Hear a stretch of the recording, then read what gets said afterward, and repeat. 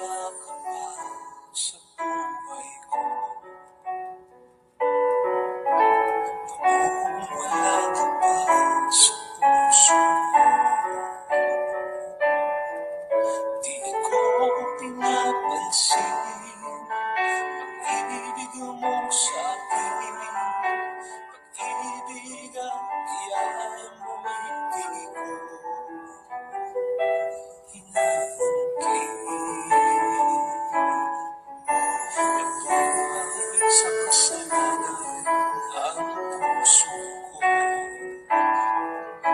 Pag-ibig ko'y hindi nilaan sa'yo.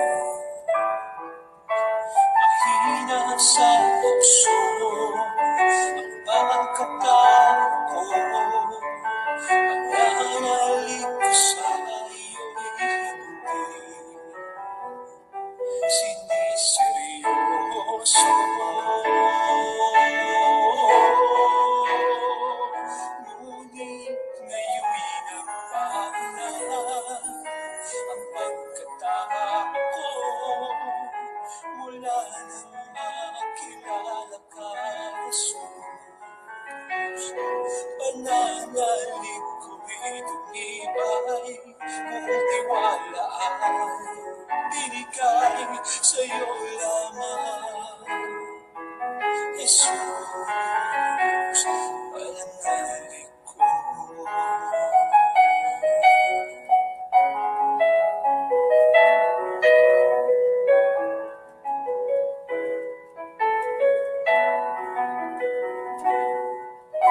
Nabuhay sa kasalanan ang puso.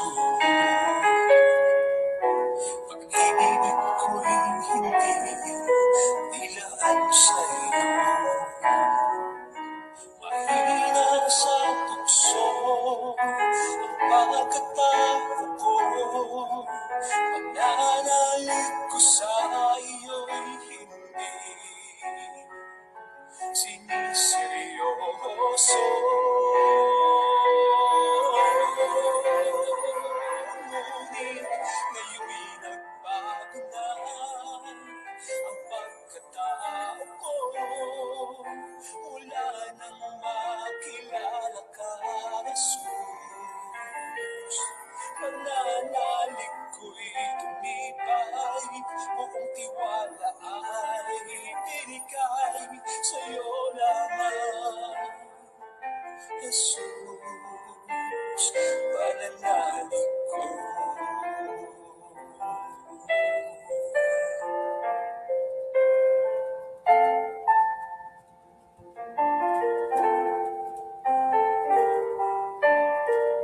Para lang sa'yo.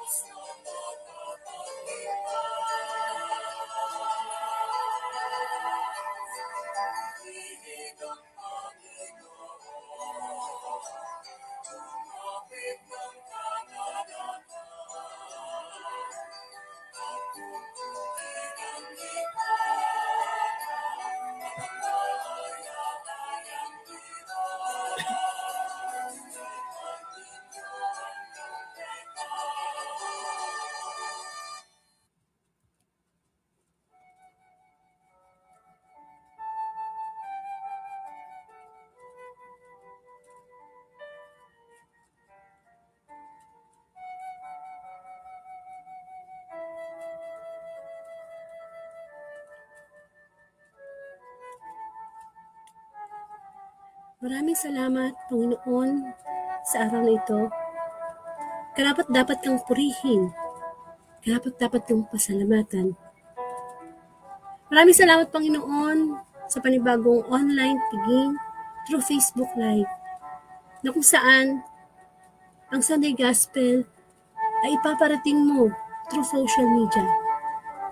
Sama-sama po tayong magnilay ng mabuting balita. Sa ngalan ng Ama at ng Anak ng Espiritu Santo. Amen. Purihin ka, Amang Diyos na makapangyarihan sa lahat. Purihin ang iyong pangalan. Purihin ka ng buong bansa, ng buong sangkatauhan. Sa mga oras na ito, nananalig kami, Lord, na ang iyong presensya, ang iyong banal na Espiritu ay narito. Sapagkat dalawa o higit pang nagkakatipon sa pangalan mo, ika'y naririto. Lumapit po tayo na may kababaang loob sa Diyos upang sa ganoon tayong mga makasalanan ay pare-parehong makatanggap ng mahalagang biyaya at yun ang mensahe ng kanyang mabuting balita. Muli ang Panginoon, ang iyong bang lingkod ay lumalapit sa iyo. Humihingi po ako ng kapatawaran sa aking mga pagkukulang at kasalanan. Linisin mo po ang aking puso, ang aking isip. Gamitin mo lamang ang aking tinig upang marinig namin ang prophetic voice mo, Lord. Buong kababaang loob kong hinihingi sa iyo na sa oras na ito ipagkaloob mo sa akin ang karunungang ibinigay mo katulad kay Haring Solomon at ang kababaan ng loob katulad sa Panginoong Jesus. Hindi ang kalooban mo, kundi ang kalooban.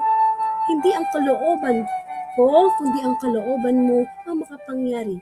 Sapagkat sa Facebook Live na ito, ikaw po ang ibig kong maitaas. Makita mo nawa, Panginoon, sa akin ang pagsusumikap na ika'y may pagmalaki, higit sa mga pagkukulang kong nagagawa. Linisin mo ang aking puso, Lord. Gayon din, Lord, idinadalangin ko ang makakarinig ng Sunday Gospel. Ngayon po ay Sunday, ang araw na ito para sa iyo. Dalangin ko na puspusin mo sila ng Banal na Espiritu. Come Holy Spirit, we need you. And come Holy Spirit, we pray.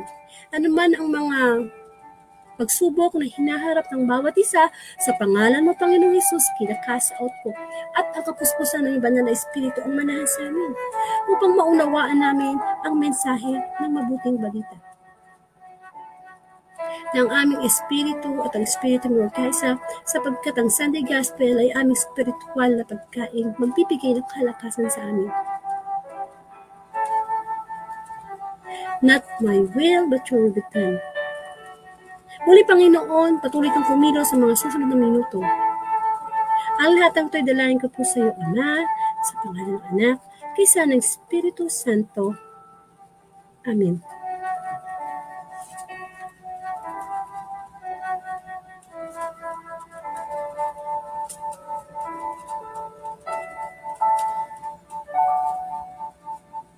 Bigyan po natin ng parangal ang mabuting balita. Hallelujah, hallelujah. Pinupuri ka namin, Diyos Amang makapangyarihan sa lahat. Hallelujah, hallelujah.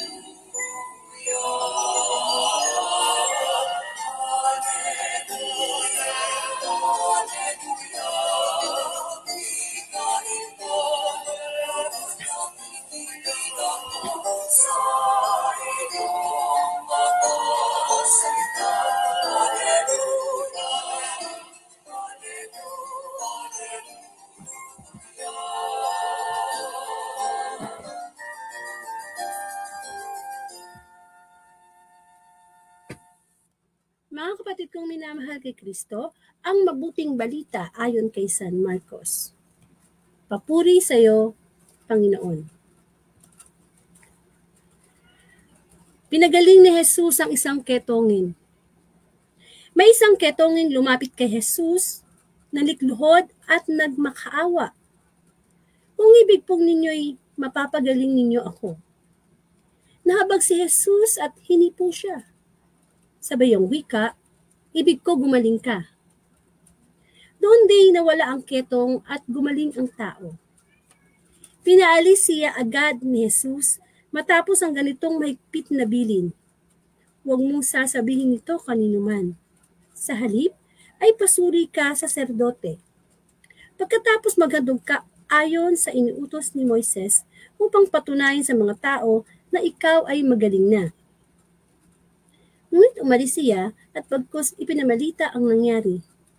Ano pat hindi na hayagang makapasok ng bayan si Jesus.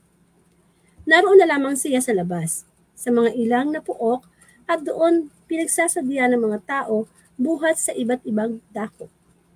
Mga kapatid, ang mabuting balita ng ating kaligtasan. Pinupuri ka namin, Panginoong Hesukristo. Amen. So welcome po sa Word of God Daily Gospel na muli ang layunin ng Facebook Live na ito ay ipalaganap ang mabuting balita through social media. Amen. So, napakabuti po ng Panginoon. No? Biro nyo, ngayon po ay Sunday, February February 11 na. At malapit na ang Valentine's Day. Di po ba? Napaghandaan na ba po natin? May mga data po ba tayo? Or what, no? Pero maraming salamat sa Panginoon na ang pagbasa ay nagmula kay San Marcos chapter 1 verses 1 to 8. Amen. And ito po ay tungkol sa pinagaling ni Jesus ang isang ketongin. Itong mga nakaraang gospel talaga, marami pong pinapagaling ang Panginoong Jesus. Puro pagpapagaling ng bingi, ng utal. Ngayon po, pinagaling niya ang isang may ketong. So, bigyan po natin ng senaryo ang mabuting balita.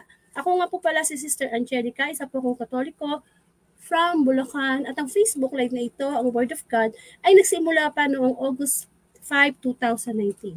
Salamat sa Diyos hanggang sa mga oras na ito, patuloy pa rin ginagamit ang inyong abang lingkod upang maging daluyan ng mensahe ng mabuting balita. So ano po yung senaryo, no? Para tayong nanonood ng pelikula. So maraming tao. At isa sa mga tao doon ay isang ketongin. At syempre, alam naman natin na ang ketongin ng panahon ng Panginoong Jesus ay talagang tinatawag dito, ibinubukod. Hindi sila tanggap ng society. Hindi tanggap ng society ang isang taong may ketong. Kasi kapag may ketong ka noon, kailangan alam ng tao, alam ng kapwa mo na may ketong ka. Kailangan ang itsura mo mukhang kawawa ba? Mukha talagang may sakit. Kailangan hindi maayos ang damit mo. Kailangan marumi, mapunit-punit. Kailangan meron ka pang parang bele para pag dumadating ka, nalalaman ng tao na ay, eto na, merong dumadating na may ketong. At of course, hindi lang yun. Ikaw mismo sa sarili mo na may ketong, sisigaw ka. Sasabihin mong, marumi ako. So, di ba, no? Ganun sila kahigpit. At ganun sila mag-discriminate ng mga taong may sakit. Kasi nung panahon na yun, wala pa talagang lunas ang ketong. Hindi ka mukha ngayon na nadiscover na yung gamot. Amen? So, yung ketong na yan ay talagang pinandidirihan. At siguro, nakakita na ba kayo ng tao may ketong? Ako nakakita na ako ng taong may ketong. Ano yan, yung laman mo, yung buto mo, kakainin niya ng mikrobyo hanggang sa maputol. Hanggang sa yung daliri mo mawala na, hanggang sa kakainin na lahat, hanggang sa mawala ng kamay mo. Nakita ko talaga yan. And of course, sa Kulyon, Palawan, doon noon dinadala yung mga may ketong . Pero ngayon wala na yan, no? Kasi nga meron ng gamot na na-discover dyan. So, biro mo sa dami ng tao. At hindi lang yun yung may ketong na yun, Hindi siya dapat nakikihalubilo sa tao eh. At higit sa lahat, hindi siya dapat lumapit sa Panginoong Hesus. Kasi alam naman natin ang Panginoong Hesus ay isang malinis, isang banal. Siya marumi. Itinuturing siyang marumi ng society. Tinuturing talaga siyang marumi. So, hindi siya dapat lumalapit. Pero makikita natin ang katapangan ng may ketong na to. Makikita natin yung katapangan niya. Kasi buo yung loob niya. Buo yung loob niya. Gusto niyang gumaling. Gusto niyang mawala yung kanyang ketong. Kaya kahit nakakahiya, kahit na alam niya na pwede siyang hindi tanggapin ng Panginoong Hesus, may mga sa isip niya na maaring nagdadalawang isip siya. Pero that time, nung malaman niya na nandoon ang Panginoong Hesus, lumakas yung kanyang kalooban. At ipinakita may ketong na ito na no matter what, kahit harangan siya ng mga tao, kahit anong pang sabihin, kahit magmukha siyang kahiya-hiya, matapang siyang lalapit sa Panginoong Hesus upang humingi ng kagalingan. Amen. At hindi lamang siya matapang. Hindi lang malakas ang loob ng ketongin na to. Siya ay merong kababaang loob. Ang baba ng kalooban niya. Sobrang baba, no? In a way na masasabi natin na, teka muna, saan ba humuhugot ng katapangan itong may ketong na to? Amen. Pero ano ang naging tugon sa kanya ng Panginoong Hesus? Nung marinig ng Panginoong Hesus, makita na isang ketongin na pinandidirihan ng society, lumalapit sa kanya at humihingi na pagalingin siya. Pinagtabuyan ba ng Panginoong Hesus? Nagdiri ba ang Panginoong Hesus sa ketongin? Hindi. Bagkus humanga ang Panginoong Hesus sa may ketong na ito. Sapagkat alam mo kung ano naging dialogue nung may ketong. Ang sabi ng may ketong sa Panginoong Hesus, kasi lumapit yung may ketong sa Panginoong Hesus, lumuhod siya eh. Lumuhod yung may ketong doon sa harapan ng Panginoong Hesus. At anong sabi nung may ketong? Kung ibig po ninyo'y mapapagaling ninyo ako. Hindi ba? Hindi namilit. Hindi namilit yung may ketong eh. Hindi siya lumapit sa Panginoong Hesus at sinabi na, oy, pagalingin mo ako ha. Kailangan pagalingin mo ako para mapatunayan mo sa mga tao na talagang magaling ka. Hindi eh. Nandun yung kanyang pagmamakaawa, nandun yung kanyang humility, nandun yung kung gusto mo, Jesus, kung gusto mo Panginoong Hesus, kung gusto mo lang ha. Pero kung ayaw mo, okay lang. Ano ibig sabihin nun? Meron siyang particular na hinihingi ng kagalingan, pero hindi siya namimilit. Amen. Tayo po ba pag tayo ay nananalangin at meron tayong hinihingi sa Diyos, tayo po ba ay namimilit? O Lord, gusto ko to ha, gusto ko makapag-abroad, gusto kong yumaman, gusto kong gumaling sa sakit ko. Tayo ba ay namimilit? Paano kung hindi ibigay sa atin yung ating hinihingi? Sasama ba yung kalooban natin sa Diyos? Ang ketong na to, alam niya sigurado siya na, una sa lahat, makapangyarihan ang Panginoong Hesus, pwede siyang pagalingin. Kaya siyang pagalingin. Pangalawa, sigurado siya na ibibigay ng Diyos sa kanya, ni Kristo sa kanya, yung tama, hindi mali.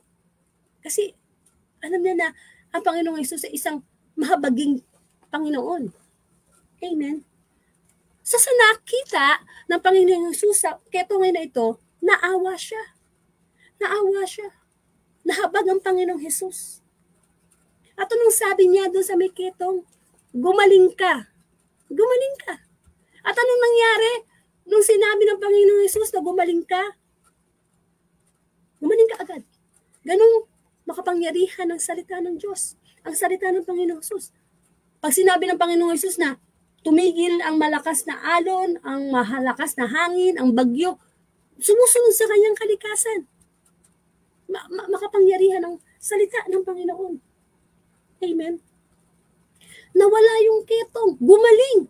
Yung lalaki na dumi-dumi, puno ng ketong, nakakadiri, ang pangit ay tsura, parang monster, nawala, naging malinis. O baka sabihin natin, naging gwapo, no?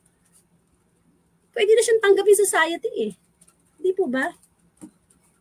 Pero tayo, may mga bagay tayong ipinagdadasal sa Diyos na gustong-gusto natin, tapos hindi pa na ibibigay. Meron ba tayong panalangin na, Lord, ito po yung gusto ko. Pero pag hindi mo po gusto, hindi ko na rin po gusto. Yun ang sinasabi na, Lord, let your will be done. Kasi meron tayong human will, meron tayong God's will. Amen? So, kung hindi tayo sigurado sa magagawang himala ng Diyos sa buhay natin, ibig sabihin, ginugusto lang natin yung mga nangyayari sa buhay natin according sa gusto natin. Sana, tularan natin yung may ketong na ito na sinabi niya, kung gusto mo, Lord. Amen?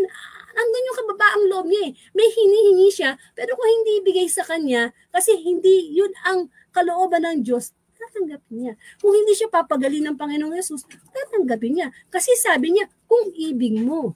Maganda yun eh. Maganda yung ganong statement kapag tayo ay nananalangin sa Diyos. Lord, ang mga plano ko sa buhay ay ito. Pero kung gusto mo, Lord, kung ito ipapasa sa iyong kalooban, pero kahit gaano natin kagusto ang isang bagay, kung hindi ito kalooban ng Diyos, dapat hindi tayo nagdaramdam sa Panginoon. Hindi tayo dapat nagtatanim ng sama ng loob na, Lord, bakit ganun? Mabuti naman akong tao, ba't hindi mo ibinigay sa akin to? O, di ba? May mga time na dumadating sa buhay natin na naki-question natin ang Panginoon, which is hindi dapat natin ginagawa yun. Hindi natin dapat ginagawa yun. Amen? And of course, merong personal encounter. Yung leper at saka ang Panginoong Jesus. Meron silang heart-to-heart talk. Dama ni Kristo kung nagsasabi siya ng totoo from His heart. Ganun naman, alam nyo kasi hindi natin madadaya ang Diyos eh. Kapag tayo ay nananalangin, alam ng Diyos kung totoo ba yung sinasabi natin, kung nag-a-ask tayo ng forgiveness, alam ni Kristo kung totoo yung panalangin natin, sinasabi natin. Hindi talaga tayo makakapagsinungaling. Alam niya eh, damang-dama niya eh, yung sincerity nung may ketong. Kaya sabi niya, gumaling ka. Gusto mong gumaling? Gumaling ka. Kasi sincere. Lumuhod eh. Alam niyo, kapag ang tayo ay lumuluhod sa Diyos, ibig sabihin nun, Lord, surrender na ako. Give up na ako. Yan ang ibig sabihin ng pagluhod. Pagpapakumbaba, pag-surrender. At Diyos lang ang luluhuran natin. Huwag natin luluhuran ng tao. Sabi nga eh, ang Diyos, ang kailangan lamang nating purihin. Ang kailangan din nating sambahin. Amen? And of course, ang Diyos ay mapagpatawad. Pinagaling niya ang may ketong kasi at the same time, nung ibigay niya ang kagalingan sa ketong nito, pinatawad na rin ng Panginoon ang mga kasalanan ng may ketong na ito. Amen? Ang Panginoon, nagpe-perform siya ng mga miracle. Hindi para ipakita na, huy, eto nag-perform ako ng miracle nakakita yung bulag, nakarinig yung bingi, nakasaot yung demonyo, hindi para ipakita o ipagmayabang ng Diyos na siya ay Diyos. Wala nang dapat ipagmayabang ang Diyos sa atin kasi nasa Kanya na ang lahat eh. Yung mga miracle na pine-perform niya, hindi para magyabang siya na siya ay Diyos o anak siya ng Diyos, kundi para ipakita ang pag-ibig, ang habag ng Diyos sa atin. Amen? That those miracle healings, God wants to show us yung kanyang love. Na pinapagaling kita kasi mahal kita. Hindi kita pinapagaling kasi gusto ko kilalanin mo akong Diyos. Hindi. Amen. Kaya nga ang bawat pinapagaling ng Panginoong Jesus, nandun yung compassion niya, nandun yung pagmamahal niya, yung awa niya. Hindi ba? Kung kayo po nakinig kahapon ng Saturday Gospel, andun na naman yung compassion ni love ni God, ni Jesus Christ. nung pinakain niya yung 4,000. Amen. Kaya itong gospel ngayon na pinagaling ni Jesus sa isang ketongin, tayo yun eh. Nagkikwento na ang Panginoong Jesus, nagkikwento na sa Bible eh. Pero ang mensahe is more of physical message. More of spiritual message kaysa sa physical message. Anong kabuluhan na may ketong ka nga? Gumaling ka nga. Kasi di ba meron nang gamot ngayon na para dyan sa mga ketong na yan. Pagkagaling mo, bumalik ka naman sa pagkakasala. Bumalik ka naman sa kasalanan mo. Di wala, baliwala. Mabuti pang may ketong ka na lang, pero mabuti ka, hinahanap mo yung habag ng Diyos, nananalangin ka sa Panginoon. Di ba sabi nga ng Panginoon, kung ang bawat parte ng katawan mo ang nagiging sanhi ng iyong pagkakasala, mabuti na putulin mo to. Kaysa mapunta ka sa langit na buo nga yung kamay mo, yung mata mo, pero mapapasa impyerno naman yung kaluluwa natin. Amen? Na ang tinutumpok na mensahe ng Diyos sa mabuting balita ay yung ating spiritual na ketong. Kasi ako, ikaw, meron tayong spiritual na ketong eh. Isang ketong na nakakadiri, nakakatakot, at yun ay ang kasalanan. Ang kasalanan ay matuturing na isang ketong, isang spiritual ketong, na unti-unting nababawasan yung ating pananampalataya, yung ating pagsunod sa Diyos. Na hindi natin napapansin, wala na pala tayong spiritual na pandinig, wala na pala tayong spiritual na pagkakakita sa Panginoon. Kasi nilamon na tayo ng spiritual na ketong, which is yung kasalanan. Kaya tayo, iba, na-outcast sa God's family, sa kaharian ng Diyos. Amen? Napakabuti ng Panginoon eh. Na ipinapakita sa atin yung mas mahalaga na kagalingan. Sa panahon ngayon, ang hirap magkasakit. Ang mahal ng gamot, ng doctor's fee, ng hospital. Amen. Sabi nga health is wealth. Hindi na mahalaga kung mayamang-mayamang ka. Basta yung magkaroon ka lang ng magandang kalusugan, kayamanan na yun. Kesa naman, ang yaman-yaman mo na, tapos mauubos lang yung pera mo sa pagbili ng gamot, punta ka pa ng ibang bansa para doon magpagamot. Amen.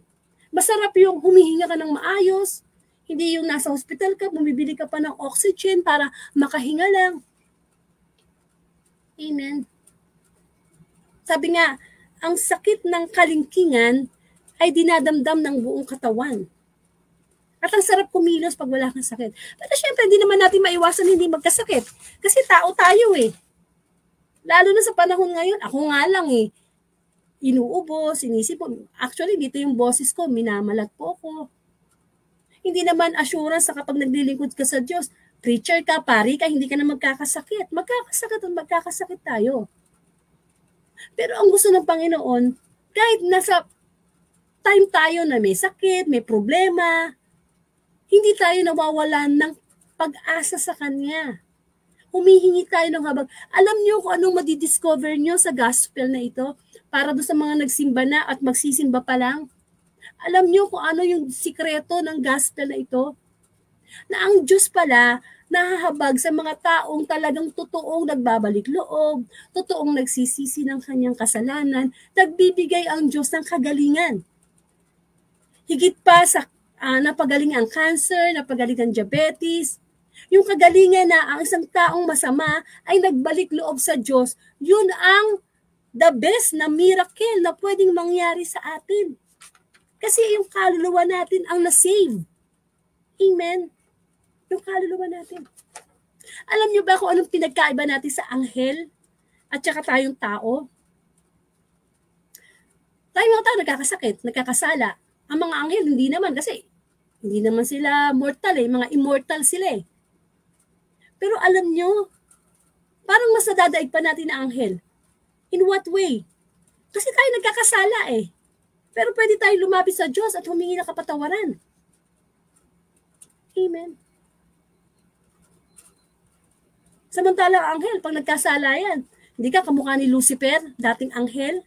Di ba nung nagkasala siya, itinapon siya sa impyerno.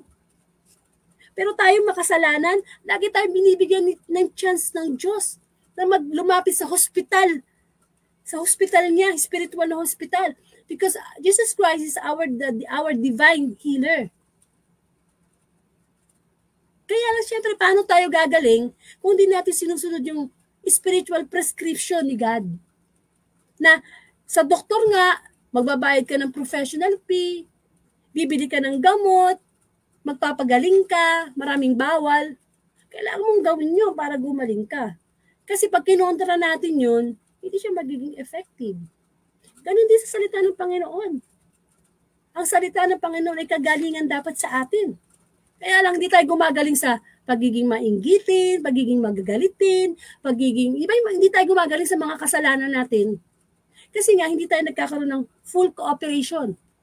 Sinusunod lang natin yung gusto natin. Teka, gusto kong gumaling sa pagiging magagalitin. Ano bang sabi ng salita ng Diyos? Ibigin mo yung kaaway. Ipanalangin mo yung kaaway. Kukontrahin natin yun. Ayoko nga. Siya may kasalanan eh. Kasi alam nyo, ketong ang pride. Kapag ang pride natin hindi nawala sa puso natin, ketong ang pride. Amen? Ketong yan. Unti-unti tayong kinakain ng pride natin na kailangan mo ng patawarin yung magulang mo, yung kapatid mo, hindi mo magawa. Kasi nagtatanim ka ng galit sa puso mo. Ketong yan. Walang gamot ang ketong. Yung spiritual na ketong, tanging ang sunod lamang sa kalooban at utos ng Diyos. Amen. Naalala nyo si Job. Si Job, no? Yung sobrang blessed ni God na binigyan siya ng maraming kayamanan, pamilya, kabuhayan, mga alipin. Talagang blessed siya. Si Job, no? Si Job yan. And then, nag-usap ang Diablo at saka ang Diyos, sabi ng Diablo, kaya ka lang naman pinupuri niyan kaya ka lang naman sinasamba niyan kasi binigay mo na lahat subukan mong tanggalin lahat yan. Tingnan ko lang kung purihin ka pa niyan, kung sumamba pa yan sa'yo. Ano sabi ng Panginoon? Sige, subukan mo. Okay, di ba? Kaya ano nangyari? Namatay yung mga anak ni Job, nagkadasunog yung mga ari-arian niya, nawala siya ng mga kaibigan, kayamanan, kabuhayan. Pinakamasakit pa sa lahat, mula ulo hanggang talampakan, nagkaroon siya ng mga sugat na nagnanaknak, nakakadiri, mabaho, hindi mo malapitan. Maaring mas masahol pa sa ketong Di po ba? Pero tumalikod ba siya sa Diyos? Hindi. Anong sabi niya sa Panginoon? Kahit ganito po ang nangyari sa akin, yung mga blessing mo sa akin, naging parang curse na nawala lahat, pamilya ko, pinandalian ako ng mga kaibigan ko. Walang-wala na ako. Pero anong sabi ni Job? Lord, God, ikaw ang nagbigay, ikaw ang bumawi. Ganyan tayo Yung mga blessing na binibigay sa atin ng Diyos, na minsan pag nawala, sinisisi natin ang Panginoon. Hindi.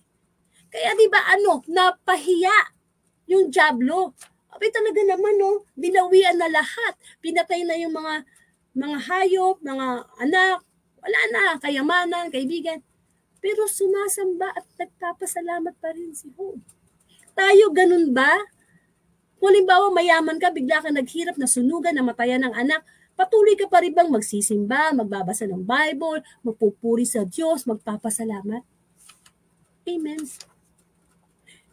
Yung kagalingan natin, yung pagsamba natin sa Diyos, kagalingan yan Yung bang nasa panahon ka ng pagsubok, pero magaling ka Meron tayong parang tinatawag na, di ba, yung sa COVID, may mga injection tayong ni-receive. Ganon din sa Diyos. Kapag tayo ay nasa Panginoon, protektado tayo ng kapangyarihan ng Panginoon. Sabi nga, sino ba makakapagpahiwalay sa atin? Yung gutom ba? Yung paghihirap ba sa Diyos? Ibig sabihin, pag nagugutom ka na, wala ka na makain, mahirap ka na, nililibak ka na ng kapwa mo, ibig sabihin, iwanan mo na ang Diyos? Di po ba? Hindi dapat. Amen.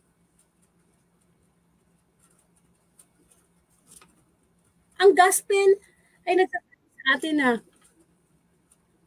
magpalinis tayo sa Diyos. Yung kasalanan na meron tayo, ilapit natin sa Panginoon.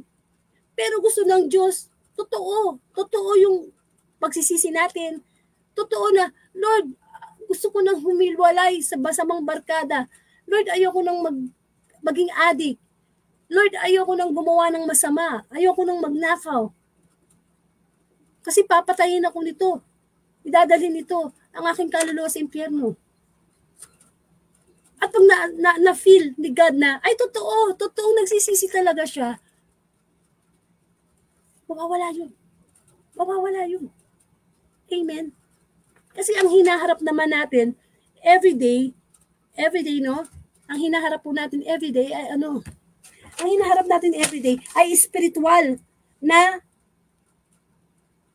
laban eh. Spiritual battle. Hindi yung, ay, wala akong pera, wala akong trabaho. Hindi. Ang hinaharap talaga natin is yung spiritual battle na between good and evil. Na hindi natin napapansin na, sige, blessed ka sa ganitong bagay, mayaman ka, ganito, di ba, blessed ka materially. Pero hindi natin alam na ang hirap-hirap pala natin, ang dukha natin when it comes to spiritual connection kay God. Kasi hindi naman tayo dapat mabuhay na physical lang eh. Dapat nabubuhay tayo, yung spiritual connection natin kay God, nagkakaroon ng pag-grow. Nag-grow tayo. Hindi tayo pwedeng maging bansot sa pananampalataya. Amen?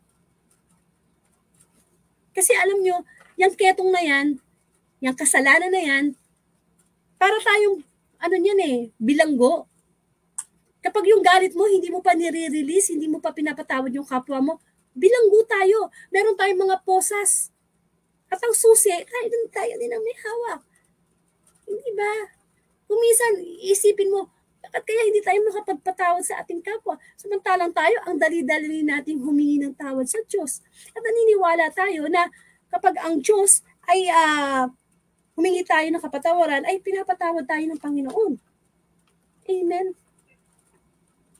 Pero, di ba, yung galit na yan, nagsisimula sa tampo, nagsisimula sa hinanakit, hanggang napunta na sa galit.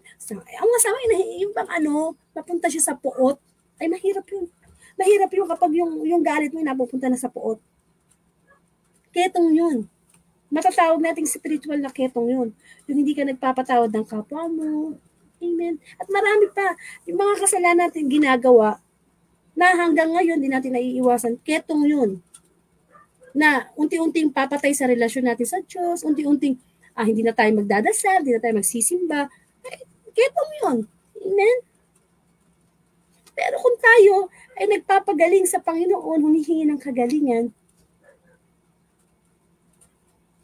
tayo ay gagaling. Alam niyo ba na kapag tayo ay may problema, kapag tayo ay may trial sa ating buhay, hindi tayo dapat natatakot. Amen? Hindi tayo dapat natatakot. Kasi yung trials na meron tayo, kamukha ng ginawa ng dyablo kay Job, sinusubok lang tayo ng Panginoon.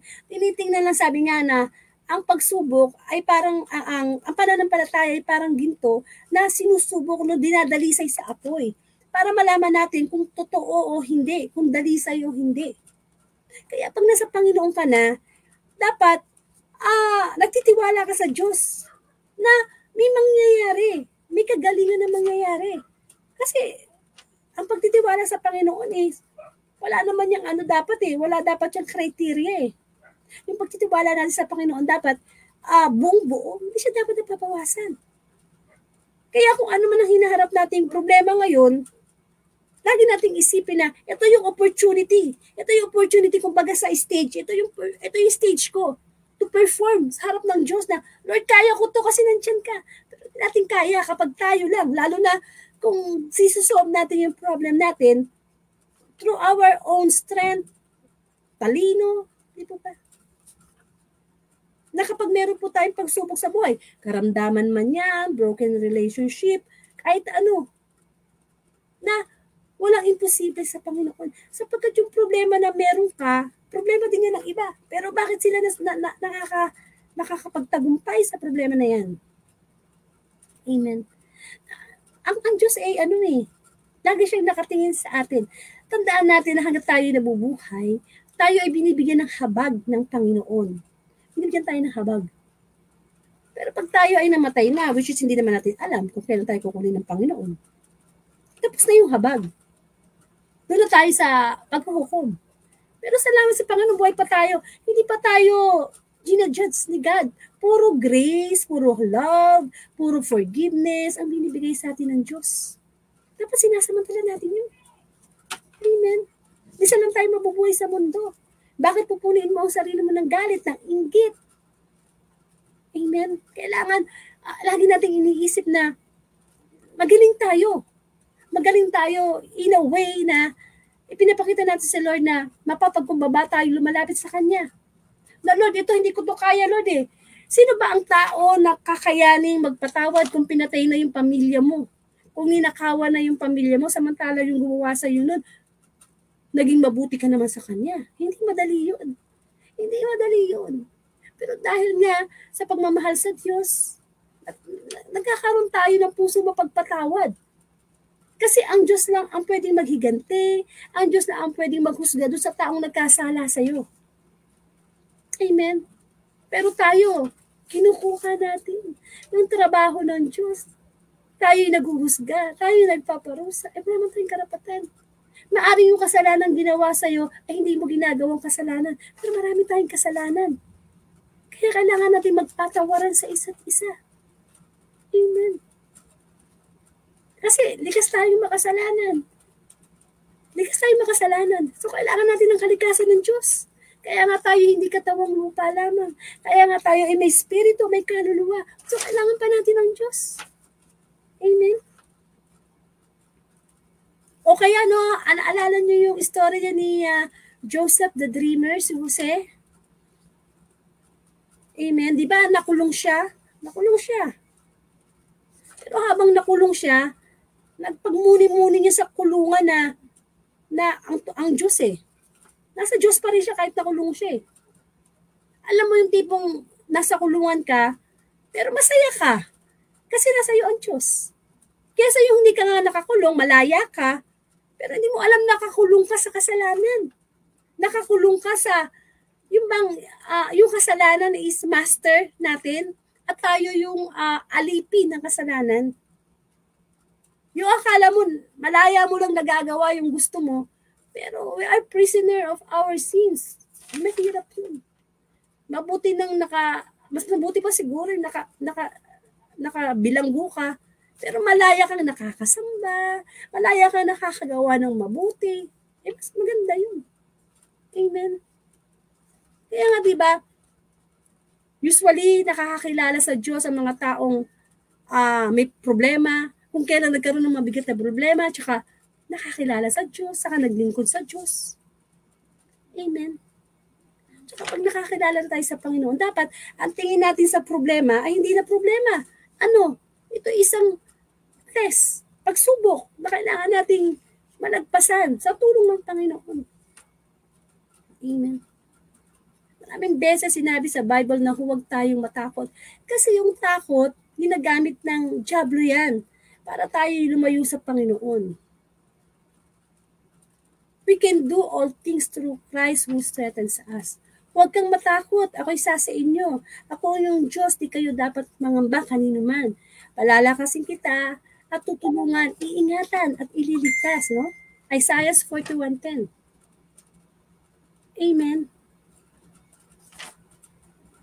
Kaya, anuman ang sakit natin sa kasalanan, kasi di ba merong spiritual na pagkabulag, ibig sabihin ng spiritual na pagkabulag, yung kitang-kita mo na yung katotohanan pero nagbubulag-bulagan ka. Spiritual na kabingihan, yung bang naririnig mo na yung katotohanan mula sa salita ng Diyos, pero bingi, ayaw makinig, ayaw sumunod. Spiritual na, eto nga yung ketong. Amen. And, of course,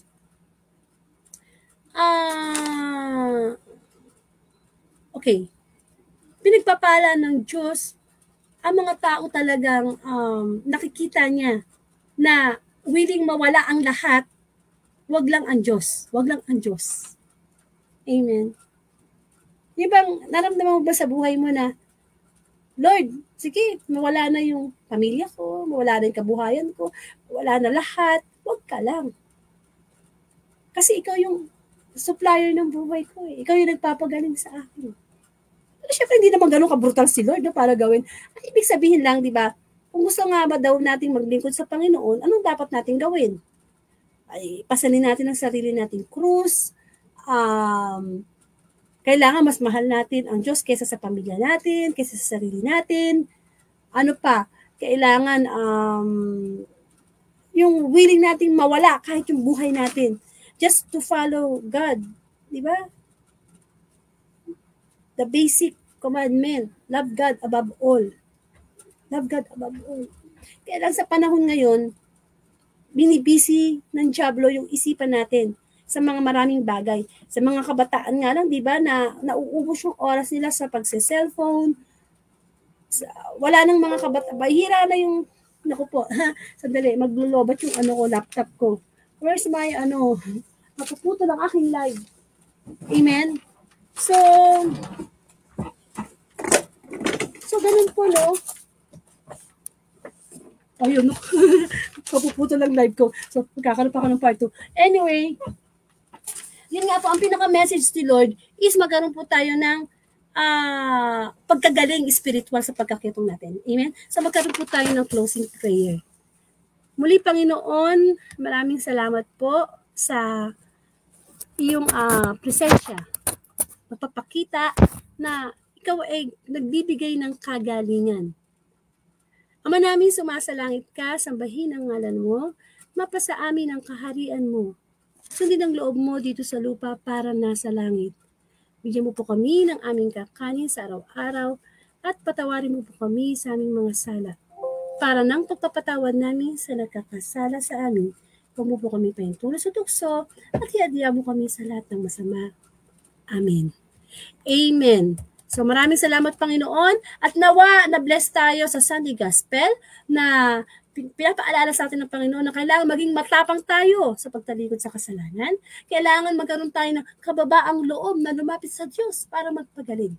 Amen. So inuli, inaanyayahan ko kayo sa Everyday Gospel on Facebook Live, Monday to Saturday, alas 8 ng gabi. At kapag Sunday po ay alas 3 ng hapon. Kung lolobin ng Diyos, February 12, 2024, muli tayo magsama-sama sa mabuting balita kasama ang aking guest preacher na si Brother Bong Mangabat. Maraming salamat and to God be